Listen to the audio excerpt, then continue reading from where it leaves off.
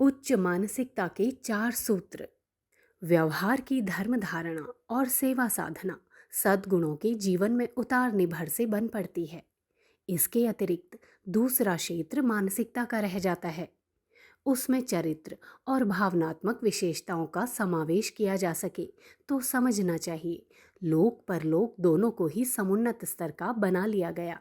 4 वेद, 4 धर्म, 4 कर्म, 4 दिव्य वरदान जिन्हें कहा जा सकता है, उन 4 मानसिक विशेषताओं को समझदारी, ईमानदारी, जिम्मेदारी और बहादुरी के नाम से जाना जा सकता है।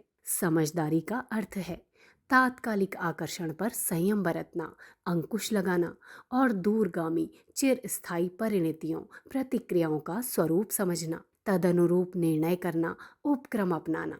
चटोरेपन की ललक में लोग अभक्ष्य भक्षण करते और कामुकता के उन्माद में शरीर और मस्तिष्क को खोखला करते रहते हैं। ऐसे ही दुष्परिणाम अन्य अदूरदर्शिताएं उत्पन्न करती हैं।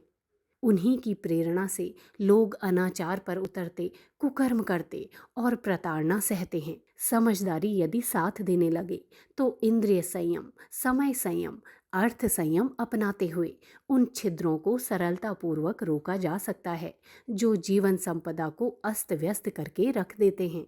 ईमानदारी बरतना सरल है, जबकि बेईमानी बरतने में अनेकों प्रपंच रचने और छल छद्म अपनाने पड़ते हैं। ईमानदारी के सहारे ही कोई व्यक्ति प्रामाणिक और विश्वासी बन सकता है। उन्हीं को जन जन का सहयोग एवं सम्मान पाने का अवसर मिलता है। उत्कर्ष अभ्युदय के लिए इतना अवलंबन बहुत है। आगे की गतिशीलता तो अनायास ही चल पड़ती है। बेईमान वे हैं जिन्होंने अपना विश्वास गंवाया और जिनकी मित्रता मिलती रह सकती थी, उन्हें अन्यमनस्क एवं विरोधी बनाया। बेईमान व्यक्ति भी ईमानदार नौकर रखना चाहता है। इससे प्रकट है कि ईमानदारी की सामर्थ्य कितनी बढ़ी चढ़ी है। जिनकी प्रतिष्ठा एवं गरिमा अंत तक अक्षुण्ण बनी रहती है, उनमें से प्रत्येक को ईमानदारी की रीति नीति ही सच्चे मन से अपनानी पड़ी है। झूठों की बेईमानी तो काठ की हांडी की तरह एक बार ही चढ़ती है। तीसरा भाव पक्ष है जिम्मेदारी। हर व्यक्ति शरीर रक्षा, परिवार व्यवस्था, समाज निष्ठा, अनुशासन का परिपालन जैसे कर्तव्यों से बंधा हुआ है। जिम्मेदारियों को निभाने पर ही मनुष्य का शौर्य निखरता है, विश्वास बनता है। विश्वसनीयता के आधार पर ही वह व्यवस्था बनने लगती है जिसके अनुसार उन्हें अधिक महत्वपूर्ण जिम्मेदारियां सौंपी जाए। प्रगति के उच्च शिखर पर जा पहुंचने का सुयोग खींचता चला आए। लोग उन्हें आग्रहपूर्वक बुलाएं और सिर माथे पर चढ़ाएं। व्यक्तित्व जिम्मेदार लोगों का ही निखरता है। बड़े पराक्रम करते उन्हीं से बन पड़ता है।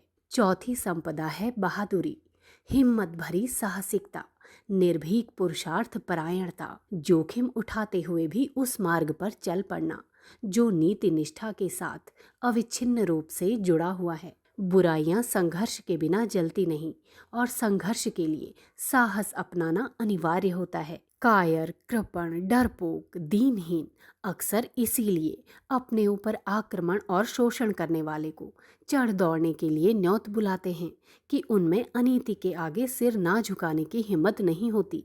दबने, बच निकलने और जैसे तैसे मुसीबत टालने की वृत्ति जिन्होंने अपनाई हुई होती है, वे किसी के द्वारा भी कहीं भी पीसे और दबोचे जाते हैं। ऐसे ही लोग हैं जो दुष्टता के सामने भी सिर झुकाते और नाक रगड़ते देखे गए हैं। इतने पर भी उन्हें सुरक्षा मिल नहीं पाती। सभी जानते हैं कि बहादुर की अपेक्षा कायरों पर आतताइयों के आक्रमण 1000 गुना अधिक होते हैं।